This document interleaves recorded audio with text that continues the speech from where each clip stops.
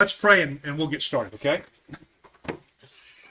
Father in heaven, thank you so much for the opportunity we have to be here. Thank you for blessing this body of believers. Thank you for all the things you're doing for us in our lives. We know, Father, there are issues in our family. There are things that go on a regular basis. There are things that pop up from time to time. We're no different than anybody else. You know, we're just a family with those things going on around us. And we pray, Father, your blessings upon us on each one. You know the families that we're talking about. You know, people are traveling from long distances, and we got people with multiple family members that are struggling. And we just pray, Father, your hand would be on each one of us. You know the situations. You know who's involved. And you know what needs to happen. We don't know what your plan is. We have no idea. But we know, Father, that we want to stay faithful to you. We want to stay committed to you, and we want to stay focused on you. And we ask, Father, that you limit Satan's ability to affect our lives as much as possible, Father. Give us strength when he does, but limit him when you can, Father. Bless us as we move forward in this, as we strive, Father, to be faithful to you, and as we strive, Father, to live our lives in a way where you are pleased with us as a family. And it's in Jesus' name we pray. Amen. We're going to be in John chapter 15, if you want to turn over there. I told you we're gonna pick up where one of the things I didn't get to finish last week, and you know, when he if you look at verse 11, we've been talking about Jesus was the vine and we are the branches, and he loves us, and we have to stay connected to the branch, and we have to be obedient to what he tells us. And if we do that, then we'll bear fruit. Then we'll become the people we're supposed to be. We'll become like the vine. We won't be an oddball branch. Will be bearing fruit the way we're supposed to. And then in verse 11, and this is where we stopped, and I wanted to start here. In verse 11, he says, well, let's start in verse 9. As the Father has loved me, so have I loved you. Now remain in my love. If you keep my commands, you will remain in my love, just as I have kept my Father's commands and remain in his love. I have told you this so that my joy may be in you and that your joy may be complete. Now I'm going to stop right. This is where I wanted to stop. What does it mean for you to live as Christ's joy lives in you? I want you to think about that for a minute. Christ's joy lives in me. What was the joy of Christ? What do you believe the joy of Christ was? Doing the Father's will. Doing the Father's will. Being obedient. Trusting him no matter what. Being committed to him no matter what the cost was going to be. Suffering persecution in spite of what your body was telling you wanted to do. I want to cut and run. I want to stop this, and to do it anyway. And he said that was his joy. His joy was to make the Father proud of him. Okay? He said, I want my joy in you. Okay? I want my joy in you. The joy I have, I want you to have. And then he said in verse 11, I have told you this so that my joy may be in you and that your joy may be complete. That means full. If I have the joy of Christ in me, the same joy he had, then my joy that I have will be full and complete. I got a couple of questions I want to ask you. All right? What gave you joy in your life before Christ came along in your life? What gave you joy? Tell me what gave you joy. Now, I'm going to repeat it for people online, okay? And I didn't welcome them. Thank you, guys. I'm sorry. I've got tied up here and, too much going on, and we're thankful you're joining us.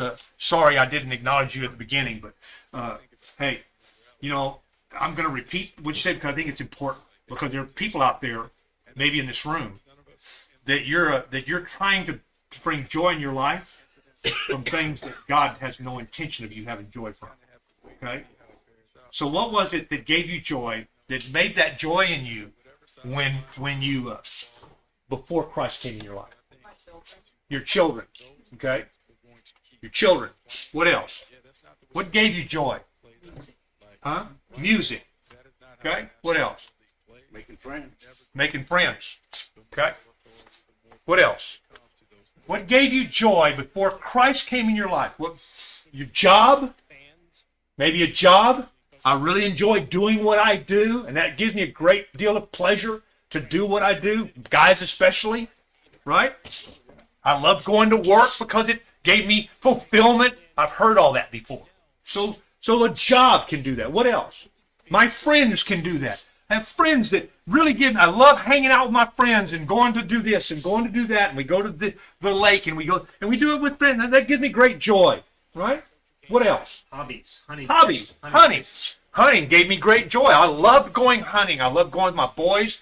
You know, my boys were young and you know, I loved going. I remember, I don't know which one it was, but I shot a deer over the top of one of my, that was him. I said duck. And he went down like this, and I put the gun right over top of his back, and I shot that deer right outside the deer stand. You know, remember that? You didn't know you were duck hunting, did you? I was reaching for a cookie. I couldn't get back up. Give me great.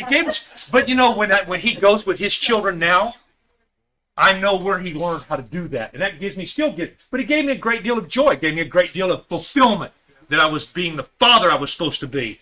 Okay. What else gave you joy? Traveling. Who said that? Traveling, going places, going. See, that was never a traveler. I hated going to hunt. I loved the hunting part. I hated going, I hated coming. I didn't like to go there because we hunted in Junction. That's a 5-hour trip. I didn't want a 5-hour trip home. You know, but I loved being there. But it didn't. So that didn't give me great joy. But it did you. Traveling gave you great joy. Okay. I know guys that ride motorcycles. They say riding a motorcycle just gives them great joy to go out and, you know, for me it was building cars, you know, and building a car and knowing I built that car and knowing when I saw it on the street that car was never going to belong to that guy. It was always going to be mine because I built it. That gave me great joy. Okay.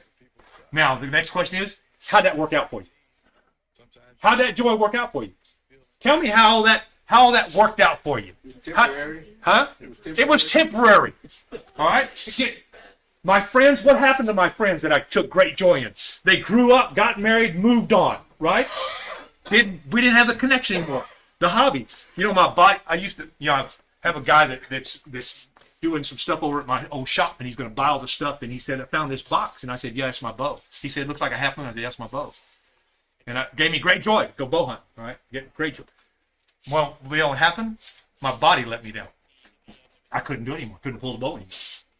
I couldn't pull. I couldn't pull now. If you give me $1 million, I couldn't pull that bow. There's no way. Maybe with Paul's help, I could pull it. I couldn't pull it by myself. So that went away. All right. That was fleeting. All of these things that you have are fleeting. Children, that's great. But children grow up, have their own children, and what happens? They move on. They move on. Hopefully, they move on, right? But that's what happens. Because the things that from this world, y'all can't see it, but Scott's sitting right here and he looks at his daughter. Yeah, but you know, hey, we're very fortunate. We have all of our boys living really close. We have a great relationship, and it's good. I mean, all that's good, but it's different. It's different. Okay, raising babies like that goes away. You know, so my last question is, how does your joy that comes from Christ, how does that full joy, how's that working for you? How's that working for you? It's ongoing, everlasting. It's ongoing. It's never going to end. Everlasting. You know, that joy, all it can do is get better and grow fuller and fuller as I get around more people and I share it more and my love grows deeper and deeper because, you know, we know that this love is going to grow deeper. The more I do and the more I grow and the more I mature, that love's going to grow deeper, right? The more people I'm going to come in contact with that are support group for me, it's going to grow deeper. It's not going to grow. It won't matter. This joy doesn't matter if my body gets out of shape. Doesn't matter if my shoulders don't work. Now, both shoulders hurt now. I fell off a roof, hurt one, now the other one hurts. I guess it felt like it needed to be, you know, I don't know. I get up in the morning, sometimes this shoulder hurts worse than this one does. You know, I'm old. Just beat up. So, but Christ and God's love doesn't matter. It doesn't matter. I have other old people I can talk to. I can connect with, right? We can talk about common stuff. You know, and you find more things in common with, you know, and I just wanted you to understand when you look at a text like that, it says, make my joy complete. Okay, what does that mean? What does it mean? You know, I mean, I mean, having a daughter, we never had one, but having a daughter where you can, nurture her as from a woman's perspective, that's going to go away at some point. It will. Now you'll be able to go into class and teach other little girls, but you're not their mama. So, but having a love for God and a complete, deep understanding of Him, and knowing what He did for you, and never abandoning the cross, what the cross means, what the gospel means to you, man, that only enriches and gets deeper and deeper, and then ultimately what it finds fulfillment. I'm going to die one day. I'm closer to that than most of you. Okay, man, I'm preparing to go home. I don't want to stay here. My joy is going to be become really complete when I get to go home. All right, now let's move on. All right, I wanted y'all to see that. All right, now, okay, we'll start at verse 12. My command is this: love each other as I have loved you. Now, I'm going to read a little bit because he's going to talk right now to the disciples, the apostles themselves. All right, but there's something here I think we need to look at. All right, now look at me. My command is this: love each other as I have loved you. Greater love has no one than this, to lay down one's life for one's friends. You are my friends if you do what I command. Now remember back in chapter 14, he said, if you love me, you'll keep my commandments. Okay? You are my friends if you do what I command you to do. So if I'm going to have a complete love, we're in John 15. If you're going to have a complete love and a full love, a full life, a complete, then I'm gonna fall deeper and deeper and deeper in love with Him. I'm going to become more and more. How many of you have had more than one really, really close friend? I'm talking about, a bonded friend, somebody close. How many of you have had more than one? More than one in your life? And I'm not going to ask, how many of you never had one that was that close? You don't have to raise your hand. Not ever had one. Most people, if you have one in your whole life, that's pretty special. To have two, incredible. To have two friends like that's close. Jesus said, I will be your friend if you do what I command you to do. The whole thing is built, I'm going to love you. If you say you love me, then you're going to be willing to be obedient to what I tell you to do. Doesn't make any difference for you young girls. It doesn't make any difference what people in the world are telling you, because they're going to tell you all kinds of stuff. They're going to tell you all kinds of stuff. It doesn't matter. What does God tell you? God says, love me and I'll love you, and you can never duplicate that love, ever. Ever. Now, he said, now remember, now he said, I'm no longer, now here's where he's just talking, I think, for just a moment, he's talking to his apostles. Now remember, I told you, when we get to chapter 17, he's going to say, my prayer is not for just you only. My prayer is for all of those who believe in you and believe in me because of what you do. So really, in a literal sense, he's talking to all of us, but there are some things that you can pick out that is specific, because listen to what he said. He said, I no longer call you servants, because that servant does not know his master's business. Instead, I have called you friends. For everything that I learned from my Father, I've made known to you. Okay? Now, think about it. He's sitting there. Judas is gone. Judas is gone to do his dirty business. All right? Now he's got the 11 and maybe a few others, because we know that they're going to pick a new apostle, and there's one that's been with them from the very beginning they're going to pick. So we know there's some other people there, but he's talking to his apostles. He's looking at them and he said, I'm no longer going to call you servants. I call you friends, because I have instilled in you and told you everything that the Father has told me. I have made it clear. Servants don't know that stuff. You don't tell servants that. You tell friends that. And he said, I have made known to you everything that my Father said. Well, why is that important? Why is it important to them? Because they just asked them to go into the world and suffer terribly. We studied Wednesday night. We studied about in Acts chapter 15 where they're talking about whether the new disciples are going to have to, the new converts are going to have to be obedient to the old law and all that. And I said, when you understand how passionate these guys, why Barnabas and Paul kept going back to where people tried to stone them and kill them, it was because they could not get enough of teaching the gospel and watching people change, watching that look on their face when they went, oh my gosh, the lights went on, and it was like poof, like a light bulb popped in their head, And here Jesus says, he said, I have told you and I've informed you what the Father's will is. Why is it important? Because he told us in chapter 12, he said, those are the words going to judge you in the last day. That was to all of us. I need to know what the Father's going to tell me. I need to know what the Father has to say. I know I can go through the scriptures and I can find where he said, I have told you exactly. I've written down exactly. Paul says in 1 Corinthians chapter 14, I want you to know that the things I write here, the commandments of the Lord. What were those commandments? The things the Father told him. He's repeating everything the Father told him. Okay? So that I can have a strong handle on my life and the lives of my people around me. I can know exactly what I need to do. Now, he said, I've made known to you what the Father did. You did not choose me, but I chose you and appointed you. Now, we know that. He went from town to town and picked them out, right? He chose them. We remember when he chose, I forget the guy's name. He was sitting under a tree. What was his name? Huh? Who was it? Nathaniel. Zacchaeus was the guy in the tree. Yeah. This guy was he's the man said, how do you know where I was sitting? How do you know this? How do you know what was going on? But he picked Nathaniel. All right, but he went and chose them. He picked them out. He said, I want you and you and you. He knew these guys already. He knew their hearts. And he said, I've chosen you. How special would you feel if you knew that if you were sitting there and Jesus said, Bobby, I chose you. I picked you from this group. I picked you out and chose you. How special would you feel? Pretty special. So these guys, remember, he's fixing to leave, and he knows what they're going to be up against. He knows he's sending them into the den with the lions, man, is where they're going to go. He knows what they're fixing to do to him. If they'll do it to him, what do you think they're going to do to them? So he said that I chose you and appointed you so that you might go and bear fruit that will last, and so that whatever you ask in my name, the Father will give you. This is my command. Love each other. He said, because in a few hours, they're going to watch Peter curse up a storm. I don't know that. And fill in the blanks. They're going to watch all the rest of them run like crazy. They're going to see Thomas say, I don't believe none of it.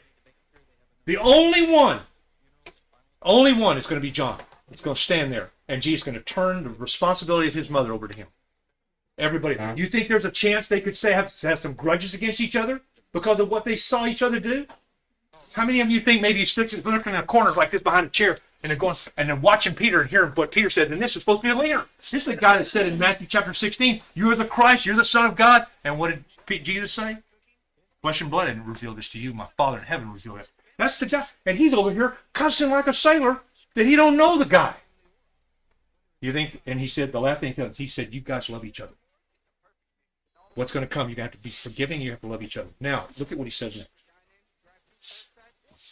Because I think there's something here that we're going to connect to. Look at what he said. If the world hates you, keep in mind that it hated me first. If you belong to the world, it would love you as its own. As it is, you do not belong to the world, but I have chosen you out of the world. That is why the world hates you. Remember what I told you? A servant is not greater than his master. If they persecuted me, they will persecute you also.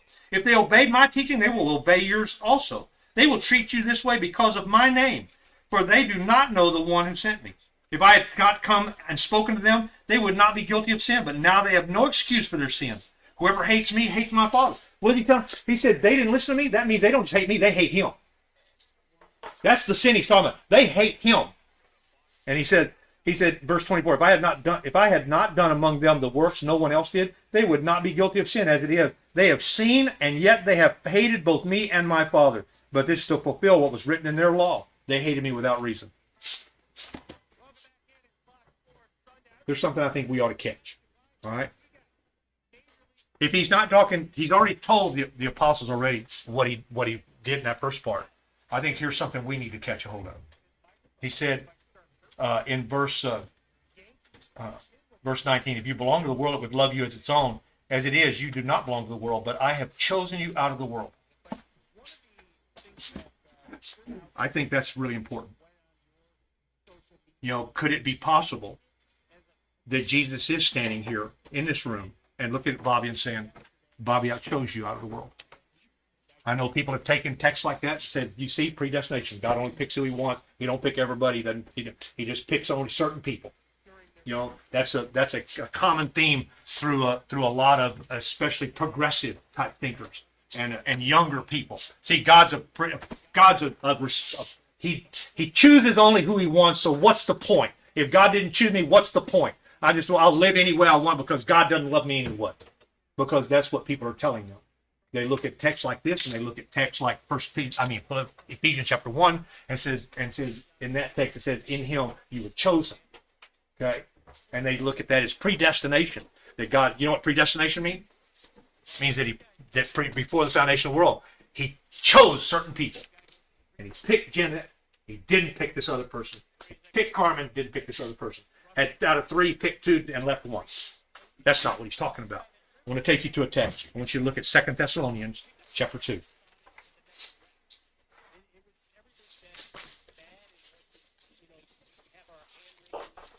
And this is Paul writing to the church at Thessalonica the second time. If you look at chapter 1, we know that in chapter 1 there is a great turmoil in this church. Great turmoil. They are being beat the snot beat out of them by somebody. We don't know who. Doesn't tell us who. Probably these Pharisaical Jews, probably, but we don't know that. And they're getting really clocked here. It may have been the people around them who hated them because of Christ. We don't know. But we know they're suffering terrible persecution. And Jesus said, I know that. I know. And one of these days, he said, I'm going to come back and take care of it. And he said, when I do, he said, I'm going to come back in blazing fire with my powerful angels, and I'm going to take vengeance on those who do not know God and those who have not obeyed the gospel. That's what he said. Okay? So this is really critical to these people. But look at what he said in chapter 2, and look at verse 13. He said, but we always ought to thank God for you, brothers and sisters, loved by the Lord, because God chose you as first fruits to be saved through the sanctifying work of the Spirit and through belief in the truth. Now, how did he choose these folks? How did he choose them? He said, he said, he chose to you as first fruits. That means of rank. That doesn't mean the best of the crop. It means rank. I mean, I chose you as firstborn, along with Christ. He said, I chose you as firstborn. He said, to be saved through the sanctifying work of the Spirit and through belief in the truth. It doesn't mean God chose her and didn't choose her. That's not what it says. He said, there's ways that I chose you. I chose you through the sanctifying work of the Spirit. Okay? We're going to put that one on hold for just a minute because the next text, if you go back to John, just hold your finger here, go back to John for a minute. If you look at verse 28, it says, when the advocate comes, who I will send to you from the Father, the Spirit of truth who goes out from the Father, he will testify about me. Testify to who? Testify to who? Who's he going to be testifying to? Me, us. Those who God is looking to choose out of the world. That's who he's going to testify to. They're the ones going to listen. The other ones won't listen. And he says here back in 2 Thessalonians, look at what he said. He said his first fruit to be saved through the sanctifying work of the Spirit and through belief in the truth. What did Jesus say? You are my friends if what? If you do what I command you to do. Right? He said, if you love me, you'll keep my commandments. Now, what about the person who said, well, I loved him, I kept his commandments, and God didn't hate me, he didn't choose me anyway. That's not what he's saying. He's saying, I chose you how? Through the sanctifying work of the Spirit and through belief in the truth. You believe the truth and the Spirit, you allow the Spirit to work in you, you have been chosen as a first fruit. That means anybody. It means any of us can be saved. It's not just some, God picks them like this. Any of us can be saved. Isn't that something? That means I can look in the mirror and say, God chose me through the sanctifying work of the Spirit and through my belief in the truth. And that makes me special.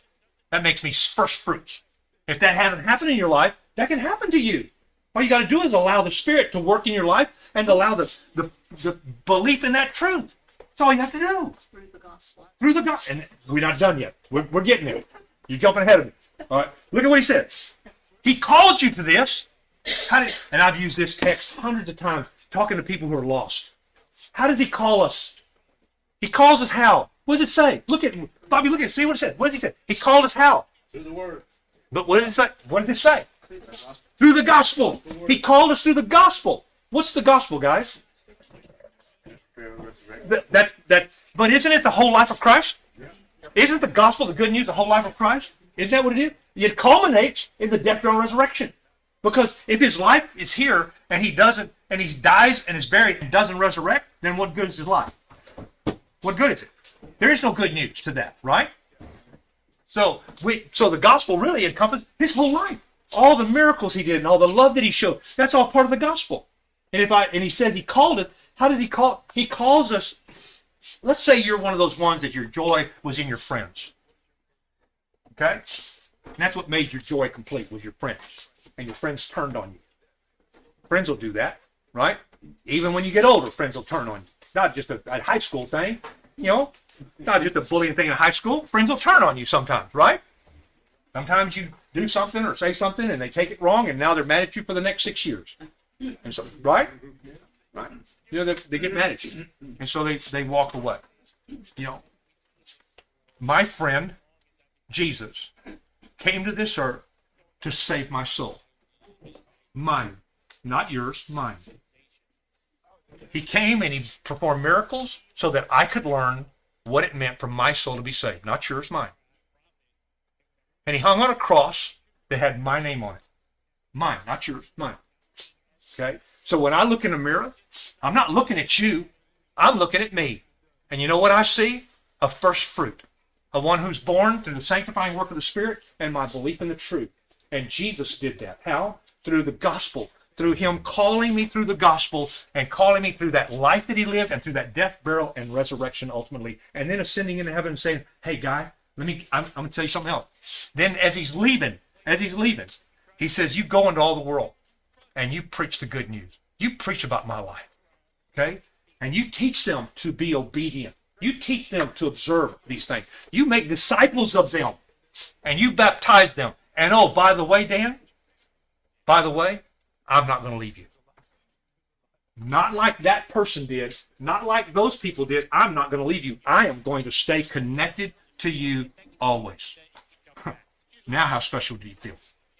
How much easier does it get to worship? How much easier does it get to teach people the truth? Even when somebody doesn't want you to know the truth. Even when they beat on you and they beat on you and they beat on how special is it when that happens? Huh? How special? Look at what he says. He said he called you this through our gospel that you might share in the glory of our Lord Jesus Christ. Wow, I get to share in his glory. I get to share in the glory of Christ. Isn't that something? What does that mean to you to share in the glory of Christ? What does that mean? You know what it means to me? That one day he's going to come back like he told him in chapter 1. And I know that what he said in other places in the letters to the Thessalonians, that I'm going to be gone. He's going to take me out of this place before all that happens. I don't know how that's going to work. I'm not going to try to explain to you. I'm just going to tell you. And that one day he's going to create a new heaven and a new earth, and I'm going to get to share with him in that glory.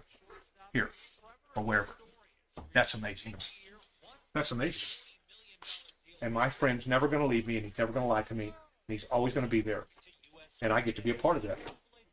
And I get to be a part of that because he called me to that. And I listened. I wasn't like those people he talked about. I listened, and I paid attention, and I let him change my life. I let him in. I let the Holy Spirit in, and I let him change me. Let him change me from the inside. That's amazing. It's amazing. And I look at people in this room, and I see people in this room that's happened to you. I know it. And you're looking and say, I forgot how good that felt. I need to feel that way again. I need to be back in the book. Go back to chapter 15. What does he say? He said, when the advocate comes, whom I will send, this is verse 26. He said, the Spirit of truth who goes out from the Father, he will testify. Maybe I need to listen to the Spirit. You think? Maybe I need to combine those fruits that he gets, those things, and maybe I need to put those into practice in my life. How am I going to listen to the Spirit? How am I going to do that? What are you going to do? How do I put that into practice in my life so that I can have this full joy and know that he's chosen me and feel how special that feels? How many of you feel special? Let me rephrase. How many in your life have been to a place where you didn't feel special in your life? Where you didn't feel special. I know there's some people that didn't raise their hand that must have been you always felt special. I don't know if that's a good thing. I'm not sure. I never had that problem, so I wouldn't know. Or was it just you were afraid to raise your hand? I was going to call on you. Is that what it was? It means I didn't raise my hand.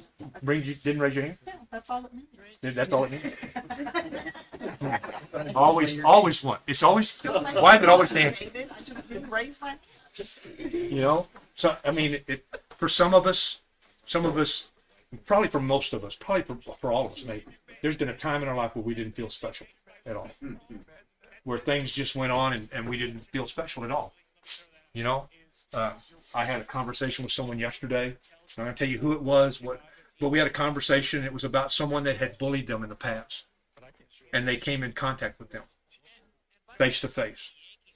And I said, do you think they know? Yeah, they know. They know exactly who they are. They know what they did to me. You know, he said, but I'm going to be the bigger person and I am not going to hold a grudge and I'm going to be kind. And I'm thinking, here's a person who at one point in their life, somebody in their life made them feel unspecial. Made them feel like they weren't, that they had no value at all. That's how it made them feel. And yet, you know what he said? Because of where I am, I need to try to make this person feel I'm not going to hold a grudge. I'm not going to retaliate, even though it was 25 years ago. Because they never forgot. The person never forgot how unspecial they felt at that particular moment in their life. So that's happened to some of you. Jesus' whole life was to make you feel special again. Not to judge you. He said, I didn't come to judge you. He said, the Father in heaven is going to, that's not my job. He said, the words I spoke will judge you in the last day. If you listen to them, you hear them, you see everything that I did, he said, that's what's going to judge you, not me. And didn't he say that? I didn't come to judge you. My friend's not here to judge me. My friend's here to love me and to make me into something that I could never be. I want you guys to get it because this determines how you're going to spend your days and how you're going to spend your life. If I don't feel this way, then you're going to feel put upon by the world at every turn, and it will dictate how you're going to emotionally, psychologically, physically, everything. You know, the world tells you you're too fat. The world tells you you're too skinny. The world tells you you're too tall. The world tells you you're too short. The world tells you you shouldn't really be a woman. You need to be a man. Or you don't need to be a man. You need to be a woman. You know, how confusing is that to people? How confusing you think that is? Man, it's confusing to me, and I'm not even part of that. But you know what Jesus said? I'm going to love you just like that. I'm going to love you where you are, and I'm going to help change you into what you need to be. That's amazing. Okay? That's amazing. Feel special. Look in the mirror and say, he died for that one right there. And that makes me special. Makes me part of first fruits. And then allow the sanctifying work of the Spirit to work in your life. Let the Spirit change you and grow you and cultivate what's there. Even what you don't believe is there. Let him cultivate what's there. And be surprised, shocked, and pleased like you can never be imagined when that stuff comes out of you and you find something, oh my, I didn't know I was capable of that. I didn't know that was going to happen. Okay? These are pretty unspecial people he's talking to. Yeah. I mean, the whole Jewish nation first, but then these guys are just fishermen. Yeah. But he starts off, when he starts the Sermon on the Mount, Matthew 5. I mean, the first 10 verses is targeting these people. Yep. At the end of 1 Corinthians, God chose the lowly. God chose the That's weak, right. God chose that's the message. I think it's more difficult to We ain't all buy that. into the joy whenever you do have success in the world or when you do win in the world than it is. This nation hasn't won since Abraham. They've been getting kicked pretty hard for 1,000 years, and their joy should be in the fact that it's over. Yeah. But they didn't see it that way. they don't. No. They were so consumed with the law. To go teach it to them. You picked. Yep.